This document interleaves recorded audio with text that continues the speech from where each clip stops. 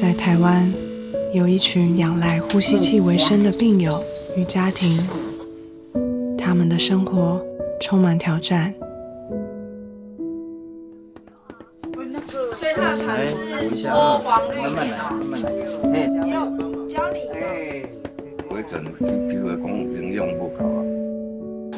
大家都叫我要放弃，可是他是我儿子，我永远不会放弃他们。还好有你们这样子陪我们一路走过来，给予专业支持与温暖陪伴，让病友与家庭不再孤单。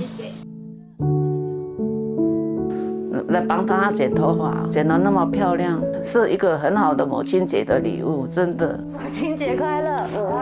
谢谢你。你愿意成为他们的力量吗？